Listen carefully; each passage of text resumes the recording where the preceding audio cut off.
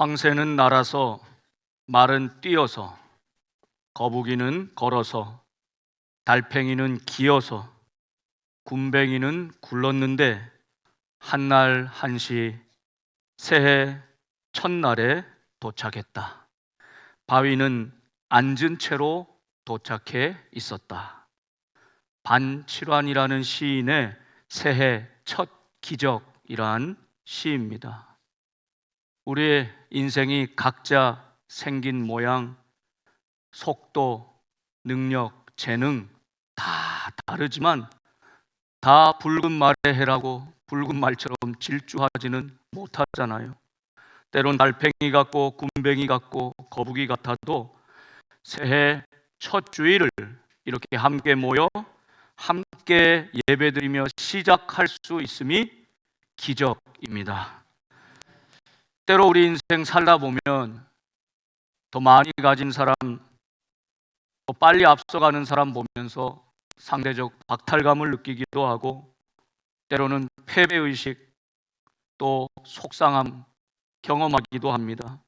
그러나 이 시간 우리가 분명히 고백할 수 있는 것은 하나님은 공평하신 하나님이십니다. 왜 그렇습니까? 시간이라고 하는 것을 우리에게 똑같이 동일하게 그 기회를 주셨기 때문입니다. 2026년은 이제 3일 살았죠? 작심 3일. 혹시 벌써 실패했다, 계획대로 안 됐다 하시는 분들이라도 오늘 다시 예배 드리면서 2026년에 나는 어떤 색깔로 어떤 그림을 내 인생에 그려갈까? 정말 하나님이 기뻐하시고 원하시는 2026년에 나는 어떤 모습이 되어야 할까 생각하면서 똑같은 시간이 주어졌는데 이 시간을 좋은 은혜의 기회로 선용해서 올해가 마칠 때에는 참 감사하다, 만족한다, 행복하다 이렇게 고백할 수 있는, 끝까지 완주하고 승리하는 우리 모두가 될 수 있기를 바랍니다. 어떻게 하면 이 2026년의 시간을 하나님이 기뻐하시고 영광이 되고 내게도 만족함이 있는 삶으로 채워갈 수 있을까요?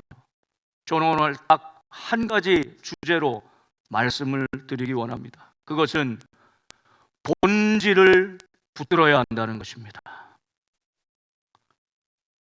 본질이 무엇입니까? 바탕, 근원, 기초, 뿌리라고 하는 본자와 사물의 핵심, 성질, 특질을 나타내는 질, 이 말이 합쳐져서 본질이라고 부르죠. 다 제거해버리고 마지막까지 남는 것, 이것이 본질.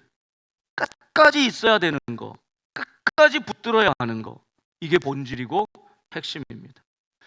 영어로 하면 이 단어를 에센스라고 하는데, 주로 에센스 언제 쓰십니까? 우리 여성분들 화장할 때 에센스가 있더라고요. 그 어떨 때 쓰는 겁니까? 필수적으로 꼭 해야 되는 거, 그 뜻입니다. 본래 라틴어 에세라고 하는 말에서 나오는데 이게 영어로 보면 비동사와 같아요. 존재한다 이 뜻이에요. 모든 사물이 존재하게 만드는 힘, 이게 본질이라는 것입니다. 종의 본질은 무엇입니까? 울려야 돼요. 아무리 쳐도 울리지 않으면 종의 본질을 잃어버린 겁니다. 마이크의 본질은 여러분이 더 선명하게 잘 듣게 하도록 하는 것이죠. 이게 본질입니다. 이걸 놓쳐버리면 존재의 이유가 없다는 겁니다. 여러분 어떻습니까? 사람의 존재의 이유, 여러분을 살게 만드는 그 이유, 여러분의 본질은 무엇입니까? 여러분 인생에 다 제거하고 없어지고 사라지고 끝까지 남는 것 하나가 있다면 그 본질은 무엇입니까? 어떤 이에게는 돈이, 물질이 본질입니다. 딴 건 다 놔도 끝까지 이거 돈은 못 놓겠다. 그는 돈이 그의 인생의 본질인 것이죠. 난 딴 거는 다 내려놔도 이 사람들한테 칭찬받고 인정받는 거, 이 명예, 난 이거는 끝까지 못 놓겠다. 그는 명예가 본질인 사람인 겁니다. 권력, 힘, 나는 다른 건 다 놔도 다른 사람 밑에서 이래라 저래라 그건 못하겠다. 내가 명령하고 내가 힘을 가지고 하는 건 몰라도 끝까지 이건 놓치고 싶지 않다. 그는 권력이 그의 본질인 것이죠. 여러분, 모든 철학자들도 그래서 이 근본적인 질문을 던집니다. 만물의 본질이 무엇인가? 어떤 사람은 물이라 그러고, 어떤 사람은 불이라 그러고, 어떤 사람은 수소라 그러고, 어떤 사람은 산소라 그러고, 그걸로 초대 철학자들의 논쟁이 다 이루어집니다. 만물의 존재하게 만드는 힘, 그 본질이 무엇인가라는 것입니다. 여러분, 신앙인은 우리 인생의 모든 것이 다 사라져버리고 제거해버리고 끝까지 하나 남는다면 그것은 반드시 나를 나되게 하시는 하나님, 그분인 줄 믿습니다. 우리의 본질은 하나님입니다. 하나님을 끝까지 붙드는 것, 이게 신앙입니다. 올 한 해 본질에 집중하셔서 중심을 놓치지 않고 핵심을 놓치지 않고 질서 있게 우리의 삶이 본질을 붙들고 살아가는, 주님이 기뻐하시는, 나를 나답게 하는, 교회를 교회답게 하는 우리 복된 교회 될 수 있기를 바랍니다. 예수님을 한번 생각해 보십시오. 예수님은 새벽부터 밤까지 밀려 들어오는 수많은 사람들을 만났습니다. 사람에 치이고 감당해야 될 사역에 눌리는 인생 아니었겠습니까? 머리 둘 곳이 없다 말씀하실 정도로 주님은 외로운 인생, 인간의 육신에 몸을 입었기 때문에 피곤하셨을 것입니다. 그런데 우리 주님은 결코 지치지 않았습니다. 왜 그럴까요? 주님은 본질을 붙들었기 때문입니다. 나를 보내신 하나님의 뜻, 그 뜻을 이루는데 당신의 모든 것을 집중하였기 때문입니다. 그것은 천국 복음을 전하는 것이고, 복음으로 사람들에게 가르치고 알려주시는 것이고, 병들고 연약한 사람들을 고쳐주시는 것이요, 이 주님의 본질을 놓치지 않았기에 주님은 새벽 오히려 미명에 하나님과 따로 만나는 이 깊은 교제의 시간을 가지시고, 그 수많은 일들을 감당하면서도 만일 우리 같으면 너무 힘들어요, 너무 바빠요, 너무 지쳐요, 바꿔주세요, 1년만 쉬었다 올게요, 별별 얘기를 다 했을 텐데 우리 주님은 본질을 끝까지 붙들었기에, 중심을 잃지 않았기에 주님은 언제나 기쁨이 넘쳤습니다. 은혜가 넘쳤습니다. 감사가 넘쳤습니다. 주님은 수많은 일을 감당하면서도 늘 여유가 있으셨습니다. 일이 적어서가 아니라 수많은 일들을 감당할 때 본질이, 중심이 분명하셨기 때문에 주님은 언제나 기쁨으로, 넉넉함으로 감당하실 수 있었던 것이죠. 우리도 주님처럼, 우리도 예수님처럼 나를 이 땅에 살게 하시는, 나를 믿음으로 살게 하시는 그 하나님 본질을 붙잡고, 그 말씀을 붙잡고 올 한 해 중심이 분명한 인생, 초점이 분명한 인생, 흔들리지 않는 인생, 단순하여서 다른 모든 것들은 제거하고 내려놓고 주님의 이 본질을 추구하는 저와 여러분 되실 수 있기를 바랍니다. 오케스트라라고 하는 용어는 본래 극장 안에 춤추는 장소라는 뜻이었습니다. 근데 오르케스트라라고 하는 이 그리스어에서 유래했는데, 이제는 여러 다양한 악기, 현악기, 목관악기, 금관악기, 타악기, 다양한 악기들 소리를 하나로 어울려서 연주하는 것, 이걸 오케스트라라고 부르죠. 그런데 여러분, 그 연주를 시작할 때 지휘자는 반드시 하는 것이 있습니다. 아무리 좋은 연주자들이 꽉 차 있고 좋은 악기들이 다 갖추고 있어도 서로 다른 음을 내면 화음이 되지 않죠. 그래서 처음에 떨림이 적고 선명한 음을 내면서 초당 진동수 약 440Hz 라 음을 내는 오보에로 소리를 맞춥니다. 그렇죠? 오케스트라 단어는 아실 거 아니에요. 모든 연주자들이 이 첫음을 듣고 악기를 조율해서 맞춥니다. 이것을 표준음이라고 하죠. 사랑하는 여러분, 올해 계획도 많으시죠. 올해 많은 목표도 있으시죠. 그러나 오늘 새해 첫 주일 하나님의 표준음에 우리의 삶의 모든 시간과 우리의 모든 것들을 조율하시기를 바랍니다. 그 하나님의 말씀이 기준이 되고 표준이 될 때 우리는 아름다운 오케스트라처럼 아름다운 인생으로 연주하게 될 것입니다. 우리 복된 교회에 주시는 하나님의 표준음, 그 말씀이 오늘 함께 읽은 말씀입니다.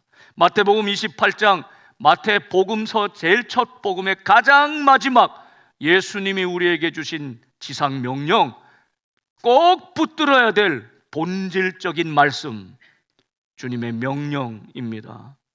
하늘과 땅의 모든 권세를 내게 주셨으니 그러므로 너희는 가서 모든 민족을 제자로 삼아. 여러분, 가라, 제자를 삼아라. 가라, 제자를 삼아라. 이 두 가지가 교회의 성도에게 주신 주님의 명령입니다. 다른 많은 일은 하는데 이것을 하지 않으면 우리는 본질을 놓치는 것입니다. 다른 많은 이들은 내려놓고 줄이고 가서 제자 삼는 일에 몰두한다면 우리는 본질을 붙잡는 것입니다. 주님은 잘했다 칭찬하실 것입니다. 기뻐하실 것입니다.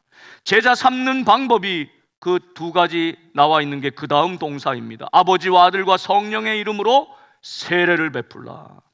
내가 너희에게 분부한 모든 것을 가르쳐 지키게 하라. 주님 우리에게 아주 단순하게 명확하게 말씀하십니다. 가라. 아직 예수 그리스도를 모르는 이들에게, 복음을 듣지 못한 이들에게, 예수님께로 돌아와야 될 사람에게 가라. 그 한 영혼에게 가라. 가지 않는 것은 성도가 아니다. 가지 않는 것은 교회가 아니다. 가서 그를 제자로 삼아라. 예수의 제자로 삼아라. 여러분, 그러기 위해서는 우리가 먼저 예수님의 제자가 되어야 하죠. 내가 제자 되고 제자 삼는, 제자를 만드는 것, 이것이 교회를 교회되게 하시는 주님의 본질입니다. 제자 삼는 것은 세례를 베풀고 잘 양육하여 교육시키는 것입니다. 여러분, 우리 복된 교회에 주신 주님의 새해, 주님의 마음, 이것은 오래 하고 지나갈 것이 아니라, 매년 바뀌는 표 같은 것이 아니라 끝까지 붙들어야 될 본질임을 잊지 말아야 합니다. 여러분, 여기에 기쁨이 있고 감사가 있습니다. 오늘 우리의 신앙 형태는 너무나 많이 그저 주세요라고 하는데 머물러 있습니다. 신앙생활을 오래 한 분도 나를 이해해 주세요, 나를 위로해 주세요, 나를 사랑해 주세요, 나에게 은혜를 주세요. 예, 받아야 합니다. 그런데 여러분, 주님은 거기에만 안주해 있지 말고 받았으니, 주님의 생명 십자가 은혜 받았으니 이제는 가라, 제자 삼아라 말씀해 주시는 겁니다. 여러분, 초신자 때 받기만 할 때가 마냥 좋은 것 같은데 그렇지 않아요. 줄 때가 훨씬 더 기쁘다는 것을 경험합니다. 가장 좋은 것, 예수님 이름을 전하고 예수님 생명을 전하는 것, 가장 좋은 것을 전할 때 가장 기쁜 삶, 행복한 삶이 될 줄로 믿습니다. 이것을 우리에게 당부하시는 겁니다. 그렇게 살펴보니까요, 복음서의 가장 마지막 주님이 남겨주신 말씀들이 다 공통점이 있더라고요. 일맥상통합니다. 마가복음 16장 제일 끝에는요, 15절에 이렇게 말씀합니다. 너희는 온 천하에 다니며 만민에게 복음을 전파하라. 가라는 것이죠. 복음 전파에서 제자 삼으라는 겁니다. 마태복음과 맥이 통하는 말씀이죠. 16절 같이 한번 읽겠습니다. 시작. 믿고 세례를 받는 사람은 구원을 얻을 것이요 믿지 않는 사람은 정죄를 받으리라. 가서 만민을 만나 복음 전하는 것은 우리에게 주신 명령이고 우리는 그것에 순종하면 되고, 그들이 믿는 것 믿지 않는 것은 성령의 역사이고 그들의 선택이라는 것입니다. 여러분, 우리는 믿지 않을까 봐, 거부당할까 봐, 거절할까 봐 미리 짐작하고 염려해서 전하지 않는 우를 범해서는 안 됩니다. 전하는 것은 우리가 해야 될 것. 믿고 세례를 받는 사람은 구원을 얻을 것이고 믿지 않는 사람은 정죄를 받으리라. 누가복음 24장 가장 마지막, 누가복음의 마지막에도 이렇게 말씀합니다. 48절 너희는 이 모든 일의 증인이라. 이 모든 일은 무엇입니까? 예수님의 삶, 예수님의 십자가와 부활, 이 모든 사건의 증인이라 말씀합니다. 여러분, 우리는 예수님의 증인입니다. 증인은 무엇하는 것입니까? 보고 들은 것이 있어야 증인입니다. 보지 못하고 듣지 못한 이는 증언할 수 없습니다. 그것은 거짓된 증언일 것이기 때문입니다. 여러분, 그러므로 성도는 제자 됐다는 것은 예수님의 증인되었다는 것입니다. 나는 예수님 만났습니다. 예수님 이런 분입니다. 예수님 이런 일을 행하십니다. 본 것이 있어야 말하지 않겠습니까? 들은 것이 있어야, 경험한 것이 있어야 증언하지 않겠습니까? 우리 복된 성도들이 모두 다 예수님의 생생한 증인이 될 수 있기를 바랍니다. 어제의 기적에만 아니라 오늘 나와 함께 하시는 주님의 증인. 너희는 이 모든 일의 증인이라 말씀하면서 49절에는 내가 아버지께서 약속하신 것을 너희에게 보내리니, 그 약속하신 것이 무엇입니까? 성령님입니다. 성령님을 보내겠다 약속하신 거죠. 너희는 위로부터 능력으로 입혀질 때까지, 성령의 충만함을 받을 때까지 이 성에 머물라 하시니라. 누가복음에 기록을 한 누가가 이 첫 번째 누가복음에 이렇게 말하는데, 그 후속 작품이 사도행전이잖아요. 우리 사도행전 강해를 다 했는데 사도행전에 이어서 1장 8절에 이렇게 말씀합니다. 그 기다렸던, 약속하셨던 성령이 임하시면, 누가복음 24장 49절에 말한 그 약속하신 성령이 위로부터 능력으로 임하면 이 뜻이죠. 너희가 권능을 받아 예루살렘과 온 유대와 사마리아와 땅 끝까지 이르러 내 증인이 되리라 하시니라. 누가는 특별히 이 증인되었다는 것을 강조하고 있는 것입니다. 이제 우리는 예수님의 증인입니다. 내가 보았습니다. 내가 들었습니다. 내가 경험했습니다. 우리의 증언이 참되어 가서 전할 때마다 놀라운 생명의 구원의 역사가 일어날 수 있기를 바랍니다. 요한복음 가장 마지막인 21장에는 24절에 이렇게 말하죠. 이 일들을 증언하고 이 일들을 기록한 제자가 이 사람이라. 요한이 자기 자신을 가리켜 말한 것입니다.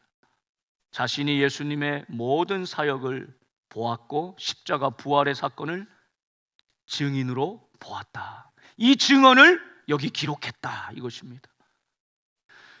그의 증언이 참된 줄 아노라. 확실하죠. 자기가 보았고 자기가 경험했고 자기가 기록했으니까요.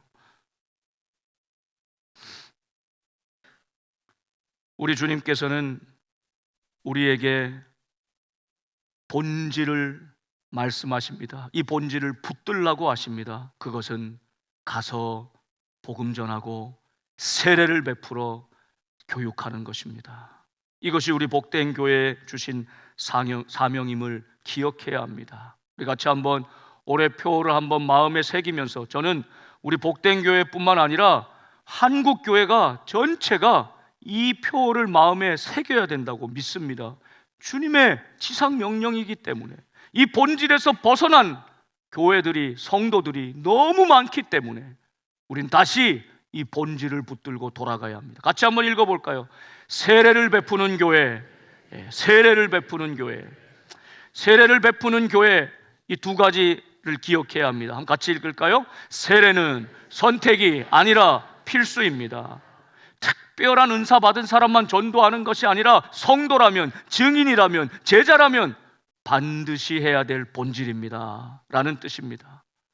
세례를 베푸는 것. 우리 주님 앞에 설 때 목사로 몇십 년간 지냈구나, 노회장도 했구나, 뭐 무슨 회장도 했구나, 주님은 절대 거기에 별로 관심이 없으세요. 내가 너를 참 잘 안다. 네가 한 영혼 마음에 품고 가서 복음 전하고 저를 살리고 세례받게 한 거, 나는 그거를 꼭 기억하고 있다. 주님은 그렇게 말씀하실 것입니다. 저는 우리 영아부부터 우리 어르신들까지 올해는 정말 우리 복된 교회 모든 성도들이 정말 한 영혼을 마음에 품을 수 있기를 바랍니다. 꼭 한 영혼을 마음에 품으십시오. 내가 가야 될 그 영혼을 마음에 품으십시오. 그 영혼을, 세례를 많이 베풀자는 건 숫자만 많이 늘리자는 것이 아닙니다. 한 영혼 한 영혼을, 온 성도가 한 영혼을 품자는 것입니다. 그 영혼을 위해 기도하고 그 영혼을 위해 양육할 때, 그래서 세례받게 되는 놀라운 은혜가 있기를 바라는 것이죠. 한 성도가 한 영혼을 마음에 품고 끝까지 돌보고 책임지어 세례를 베푸는 생명의 역사가 넘치는 교회. 또 어떤 의미가 있냐? 그 다음 읽어보겠습니다. 교회를 교회되게 하는 본질은 생명 살리기입니다. 아멘.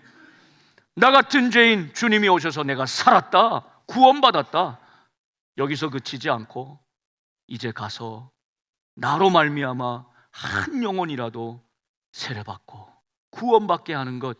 여러분, 이것이 나를 존재하게 하시고 우리 교회를 존재하게 하시는 하나님의 본질적 명령임을 잊지 마시고 우리 온 교회가 한 영혼 마음에 꼭 품고 주님의 이름으로 세례를 베푸는 이 놀라운 생명의 역사가 일어날 수 있기를 바랍니다. 저희 손이 처남이 하나 있는데 미국에서 오랫동안 지내고 목회를 잘 하고 있었는데 50이 넘어서 안정된 목회 현장, 참 행복하게 별 문제가 없는 그 목회 현장 사임을 하고, 사람들이 다 깜짝 놀랐습니다. 몇 달 동안 미 해군 군목으로 지원을 하고 그 복잡하고 까다로운 심사를 다 거쳐서 이제 합격해서 1월부터 훈련을 받고 이제 군목이 되는 거예요. 많은 분들이 만류하고 의아해했습니다. 왜 다른 일 하다가도, 기관이나 선교사 하다가도 결국 교회 담임 목회하는 것이 결국 돌아오는데 어떻게 거꾸로 하냐? 왜 그렇게 나이가 그렇게 돼서 군대로 가려고 하느냐? 근데 단순한 그의 대답을 듣고는 다 더 할 말이 없었습니다. 목회 현장에서 특별히 이민교회는 복음 전하기가 너무 어렵습니다. 언어적인 장벽도 있고 문화적인 차이도 있고 한 영혼 전도하기가 너무 어렵습니다. 세례 베푸는 일이 너무 어렵습니다. 그런데 군대에 가면 수많은 장병들, 그것도 군대라는 광야에서 힘들고 어려울 때 하나님을 찾고 하나님을 만나기를 원하는 저들에게 예수님 전해주고 위로해주면서 세례를 많이 베풀기 위해, 세례 많이 베푸는 목사가 되기 위해 해군 군목으로 간다고. 얼마나 도전이 되는지, 감동이 되는지 저도 한참 마음속으로 생각했습니다. 사랑하는 여러분, 세례를 베푸는 교회, 세례를 베푸는 성도, 예수님의 증인되는 성도가 돼서 가서 한 영혼에게 그 복음을 전하는, 주님이 기뻐하시는 본질적 삶을 살아가는 2026년 이 한 해가 될 수 있기를 우리 주님의 이름으로 축복합니다. 기도하겠습니다.